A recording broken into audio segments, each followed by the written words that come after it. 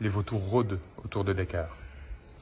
Ousmane Sonko a enfin été placé en détention provisoire pour des raisons politiques. Après des années d'acharnement judiciaire qui utilisaient des prétextes pour le persécuter et le salir, comme cela a été fait envers tant de dissidents, à commencer par Julian Assange, le pouvoir a montré sa véritable face, celle d'une tyrannie sale qui ne supporte pas l'opposition politique et qui vise par tout moyen à se perpétuer au sein d'instances dominantes qu'elle utilise pour piller et pour accaparer des ressources au détriment du reste des Sénégalais.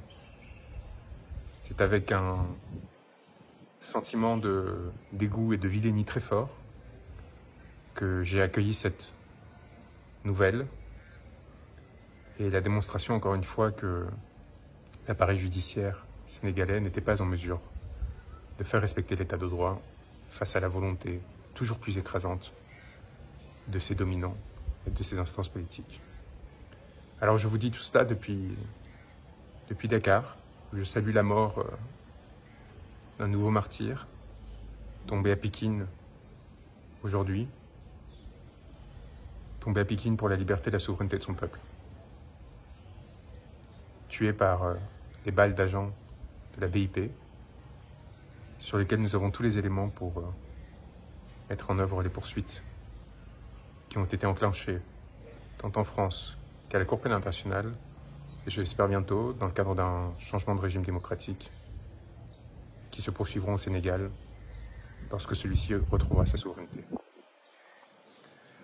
Je vous parle non pas en fugitif, déguisé en femme, mais en effet porteur d'une robe. Une robe d'avocat.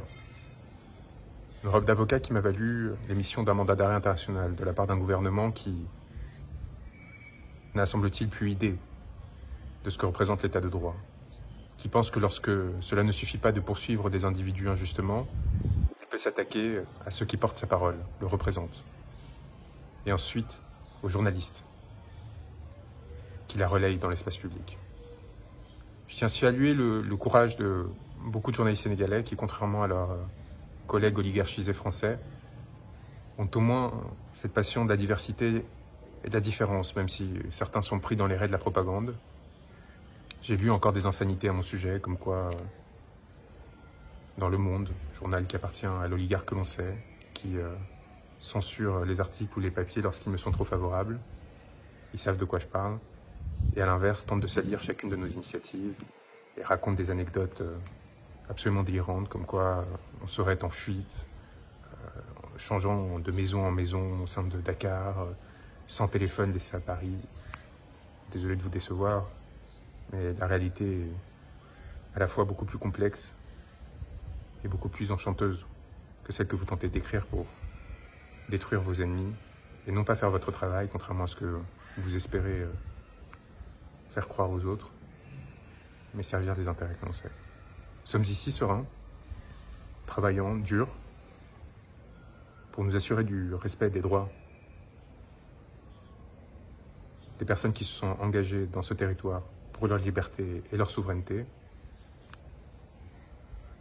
et constatant une forme d'inertie assez sidérante de la part, d'une part de la communauté internationale, mais également de la France, mon pays, qui détient une base militaire à quelques mètres du lieu où je suis, et qui craint probablement de la perdre, et qui, par crainte de la perdre, est prête à s'asseoir sur tous les principes qu'elle a revendiqués ces dernières années, et qui ont fait son prestige et sa valeur au cours de l'histoire. Cette France qui n'a eu aucun mot pour dénoncer l'arrestation d'Ousmane Sonko. Cette France qui a participé à sa persécution en soutenant le mandat d'arrêt émis à mon encontre.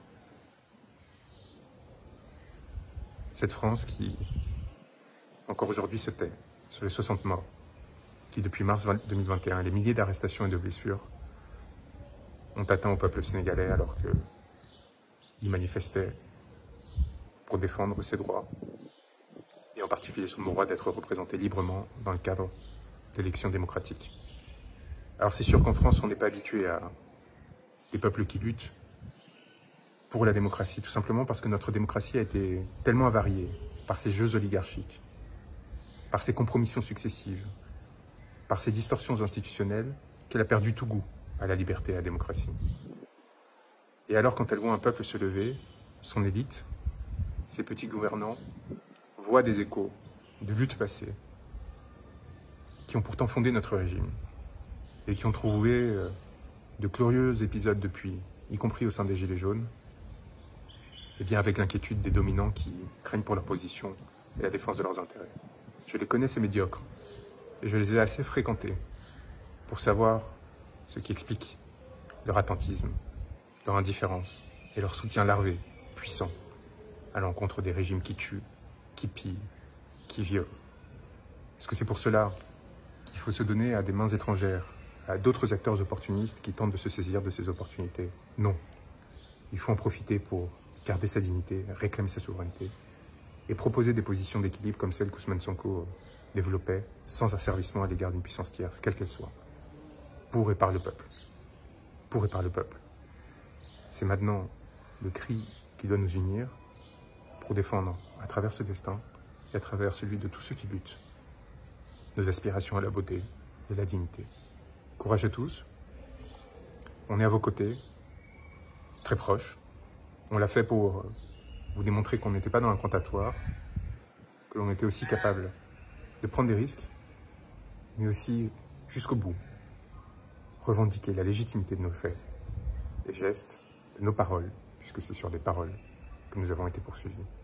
Notre droit et notre devoir impérieux de porter assistance à ceux qui nous l'ont demandé sans céder à une quelconque forme de pression.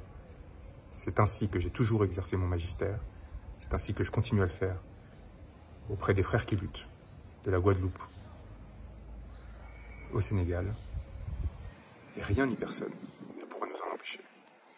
Peut-être qu'ils nous arrêteront, peut-être qu'ils nous empêcheront de mener à bien le travail que l'on mène avec des acteurs de la société civile, politique, des confrères, pour essayer de comprendre les mécanismes d'oppression qui ont amené à la commission de crimes contre l'humanité. Mais il nous faut rappeler deux choses. D'une part, leurs crimes sont imprescriptibles.